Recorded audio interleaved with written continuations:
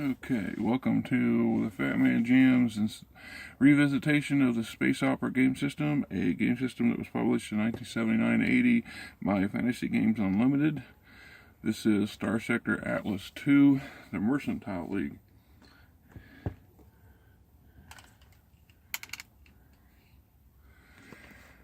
The world, basically, this is their version of the world setup for play in their game system. The Mercantile League is one of 4 human-dominated interstellar empires of sorts. It is considered one of the weaker of the 4, militarily speaking, while it is an economic powerhouse, and pretty much all the other major players in the game galaxy rely on them for just about everything when it comes to mass manufactured goods and supplies, what materials for war, starships, food, quite a bit of stuff. So they actually hold a lot of power in the game galaxy. The foundation of the league is during the latter years of the pure Earth movement, where humanity was basically, or the people in control of Earth were trying to bring the people back to Earth and justify not sending anything out into space, and anything that was out there was basically sole purpose was to support and feed the incredibly growing masses on Earth itself. And there was eventually the obvious was going to happen. This thing was going to fall apart. So a handful of corporations and really wealthy individuals got together and decided to start seeking outworld locations to relocate their operations and to escape the inevitable madness that was gripping Terra at the time. They started settling star systems in an area near the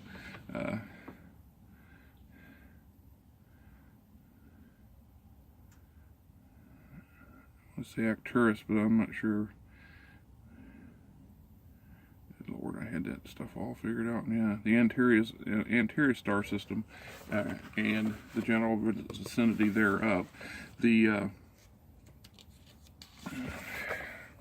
corporation was tapping into a lot of the people who were at the time being shipped off of Terra, that the Terran government, the pure Earth movement government, had thought were criminal issues, independent thinkers, people that just wouldn't conform to the status quo. And these free thinkers, these independent-minded individuals, were the very type of people that these corporations were looking for, because it didn't take much for them to transfer their loyalties to the corporations. One of the key things about their government was that they were very anti-statist. That means they, as a group and as a culture, they really just abhor anything that's got to do with a formal government and the concepts of the various types as we know it on Earth. And this made it they just wanted to get on with the business of living and doing their having their families and building a small world for themselves and going on. This worked quite well with the heads of the corporations, who found that these people were pretty much, once you met their basic needs, they easily adapted to what the corps had in mind. The goes on about the history, how they formed, why they formed, some of their interactions with the others, the League's interstellar policy. League's always recognized it's a military weak. As fundamental League policy, the mercantile world has adopted the principles of co-coordination of tangible pressure. That is, all League members were encouraged to adopt a complex system of political and economic sanctions against political and current enemies, using every non-military means at their disposal to avoid outright war. War is inherently disastrous to trade, especially if it involves League members and dependencies. At the same time, wars between potential enemies of the League can be both a source of profit through trade with one or all the belligerents, or as a means of weakening them without expending League resources. So, In short, the League survival has been based on the premise that it is cheaper to have somebody else fight their battles for them, which is actually pretty savvy if you think about it from the business perspective. Why have the outlay?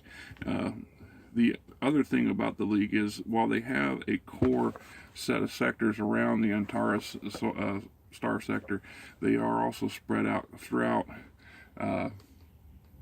human space, if you will, and they have an amorphous set of borders. In some cases, some of their protectorates and dependents are actually located within the boundaries of other stellar empires, and it's through the enforcement of economic power that they're able to maintain that kind of control. It doesn't always play out that way, but that is their standard SOP. Now they have a couple unique takes on things. First off, they believe that it's an intelligence being's right and obligation to enter into contracts with other intelligence beings.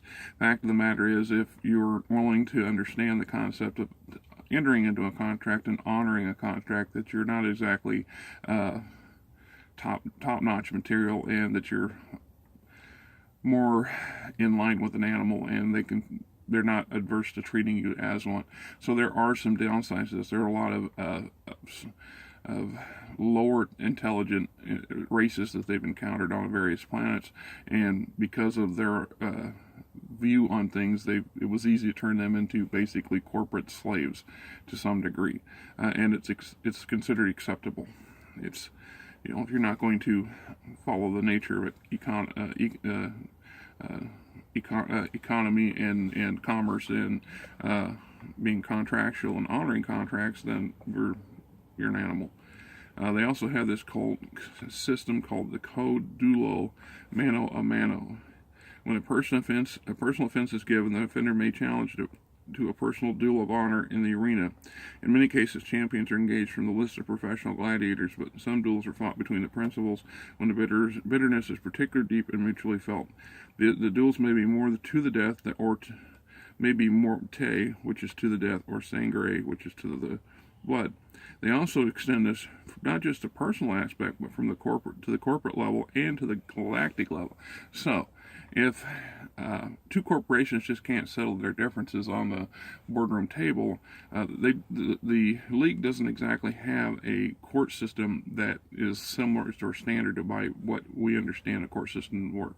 More or less, it's up to the individual corporations to enforce somebody else violating a contract. You either prove it in public opinion, which makes it bad for the other guy, or you duke it out with them.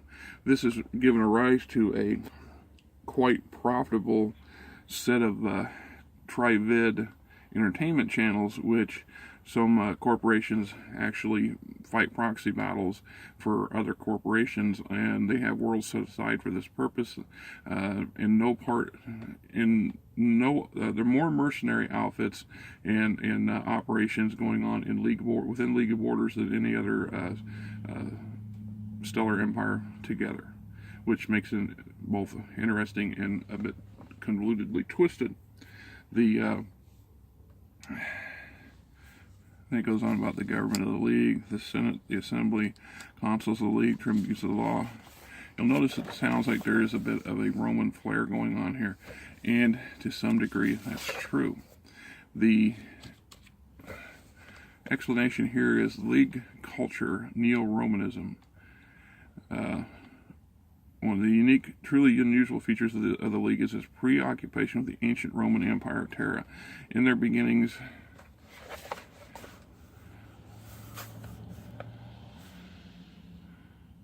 most of the free colonists immigrated during the final years of the pure Earth regime on Terra. Pure Earth and repression is all that stamped out many of the local subcultures on Terra. Free colonists had, in consequence, little knowledge of previous cultural traditions to replace the hated pure Earther values and lifestyles, so they were totally rejected. In effect, they were rootless and had a little sense of group identity. This led to a bunch of early interesting problems because of this, what they called fadism. So just about every league world, or even factions on various league worlds, started developing factions, and in a misguided attempt to redevelop an individual culture so they could have something that they could call their own, they started looking at the so-called historical documents and records of the ancient Earth, which in reality they were looking at old videos and movies and TV series and reading the literature of the time and misconstruing it as actual fact, or out of some twisted version of it anyway. So there were fads that the rockers, and it was spelled Rawies, the rockers movement, i.e. the 1950s bebop culture. Then there was the mob culture and the Wild West culture, and so on and so on and so on. And over time, some of these faded out, others became more prevalent. So they said refer to tribalism in the free colonies at Tristy on Rock and Roller. That's RAWKNRWLER movement and its effects on culture evolution in the Mercantile League. So, you're getting where this is going. And at some point, there was these two big fad factions. One was based off of the mob, and one was based off of the Wild West. And that, to the extent where they'd even had modified modern automatic weapons to look like old Thompson machine guns and Winchester rifles and so on and so forth, having duels in the streets and shootouts in the public arenas and so on and so forth, with all the verbiage that goes along with those particular faddish movements. At some point somebody said, well, here's an example. Get a little bit better. Reaching back to the 19th century, Terra Gamma Corporation resurrected the costumes and accents and traditions of the American West. All careful research from such historical documents as the antique Tri-V records entitled High Noon, Gunfight at the OK Corral, The Good, the Bad, and the Ugly. These superbly detailed documentaries, undoubtedly made under dangerous conditions by intrepid 19th century Tri-V news teams, were no less useful than the earliest 20th century documentation like The Untouchable, Scarface, etc., that were for the recreation of the mob faddish. Armed with automatic recoilless weapons cunningly disguised as early Terra and Thompson machine guns, Samson monsters regularly shot it out with Gamma-hired guns, packing peacemaker hog legs, i.e. machine pistols, and auto-fire Winchester carbines. Much to the delight of millions of Tri-V viewers who eagerly gathered before their 150-centimeter screens each night to watch the newscast, to see who shot who and who got one up on the other. So at some point, somebody else come along and says, well, this is ridiculous. It's this multitudes of many different types of cultures, and some of them extremely bizarre, were not necessarily a good thing for the league as a whole, and that they should find some unified fad. And the particular guy that came up with this was a big fan of ancient Rome, and was also the owner of a very wealthy corporation. So he launched a campaign with the concept of creating this neo-Roman culture, and it was very successful, and it caught on. So that is now as the modern league, as most people know or see them in the spaces we know it. This also led to a lot of Roman practices or similar Roman practices. Some of them, for example, is patronage in the league, both from corporate to personal level, personal contract patronage, business patronage, corporate patronage, damn sinuses, charter collies, outward patronage,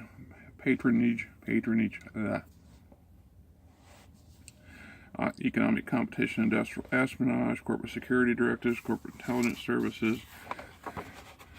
Some of the best Secret Service and CIS type operations are located in the league, because they for your buck. You get a lot more power and options out of those kind of special operations than you would out of a mainline military. And it's a good thing for them because their military is small and dedicated.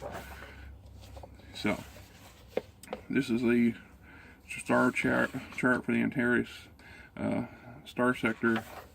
The league itself actually encompasses from 10 or 15 star sectors.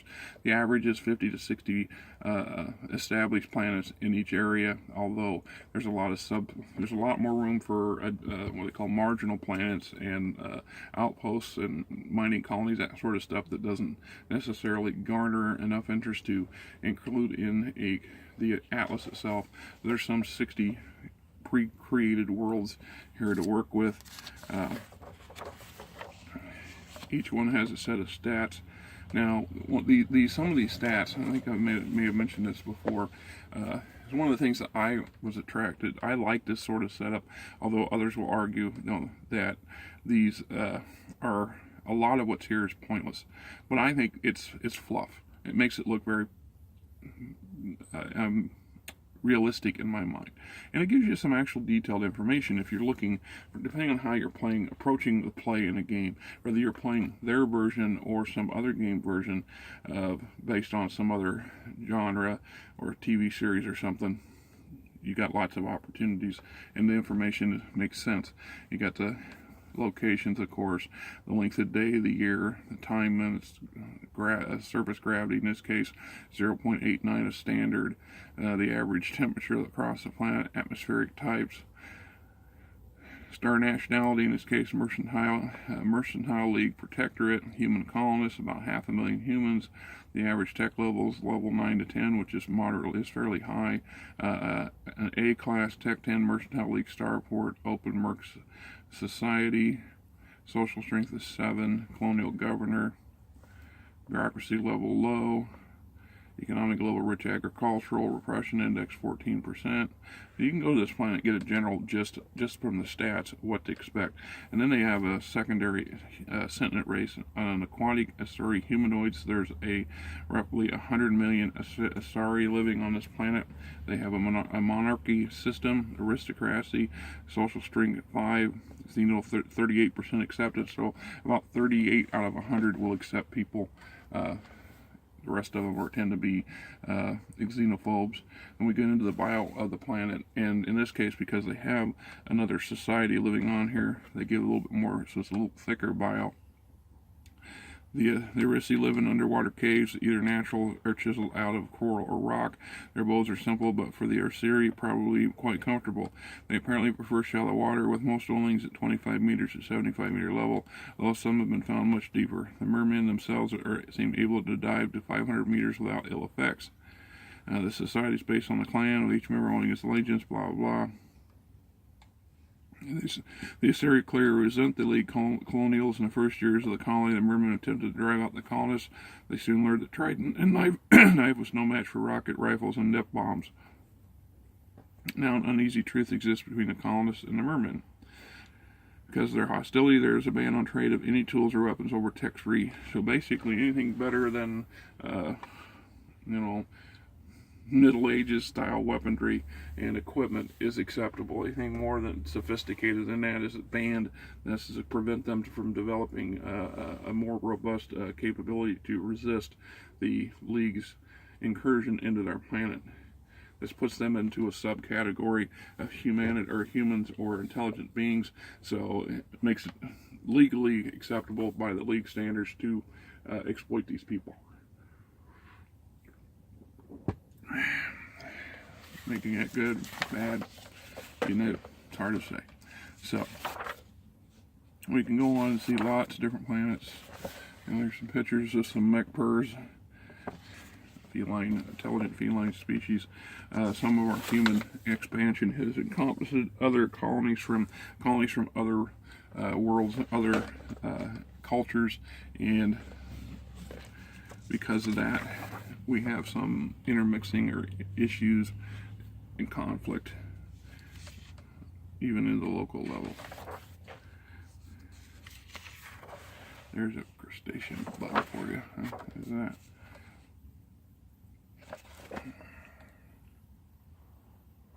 It's a klaxon. It's one of the one of the monsters races of the game system. Hydrophyte, very large ocean planet with extensive shallow seas, which the majority of the klaxon population seems concentrated in the world. Like all klaxon planets, has largely been unexplored by off-worlders, as klaxon populace does not welcome strangers, and indeed has been known to capture and eat off-worlders who stray out of the starport regions. Klaxon society and culture is almost totally incomprehensible, and even the language is very difficult to translate, there being few human equivalents to many klaxon concepts and values. There is some form of complex case system and important klaxons being identified from the insignia painted on their carapaces. These personages are the ones the visitor must deal with, and the visitor should be prepared to receive arrogant treatment from them. So in this particular, we have roughly 1 trillion klaxons on this planet. They're high-tech. They have a high technology level. So this is one of those concepts of why it's considered a monster race, if you will. For starters, it is just the average human would look at this and want to kill it or run away from it. It is what it is. And then the fact that they are almost impossible to understand or to decipher, and very nearly impossible to communicate with, makes it almost unlikely to ever find common ground with them. So it's just become easier to exterminate them with prejudice whenever the opportunities come up. Then you add the fact that they're like a bug.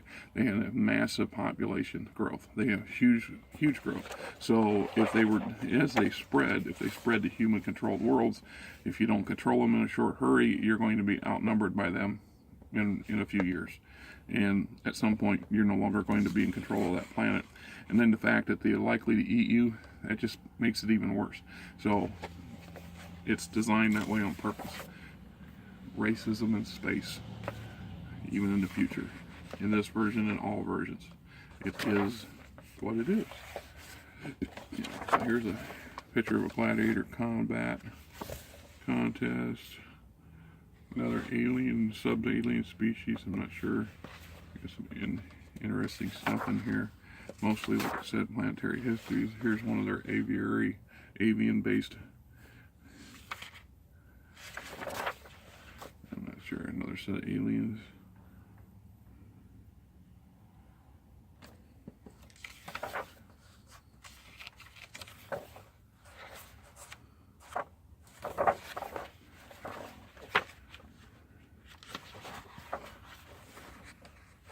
Symbols of some of the major corporations, League Starlines in this case, TriStar, Transstellar, Starways, Aquila, Omega.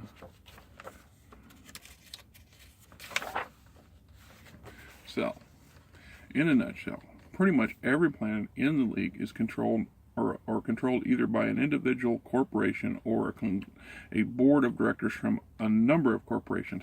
And in some cases, some of these planets might actually have hundreds or thousands of smaller, medium-sized corporations intermixed with one or two major galactic corporations, and that way they have these board of directors and follow the tenets of the League to some degree, as long as it works for them and doesn't violate the contracts that they've entered into with their neighboring systems or planets or the League itself. So this is where we get the concept for the Mercantile League. Not a bad source book. And if you're doing any kind of space game system, even Star Wars, even modern Star Wars, you could take this book as it sits. Some of this stuff is duplicated in the Star Wars system for planetary data. It's much simpler. There's no getting around it. It's much simpler, so it would be much more compressed. But you could go in and do a photocopy of this and cross out the lines that doesn't apply. But the backstory, the world story, what's going on, is easily adaptable, and it doesn't matter what spacefaring game system you use. There is pretty much usable material here for all of them if you're wanting to expand the number of pre-generated systems you have available to play with. So there you have it. Star Sector Atlas 2.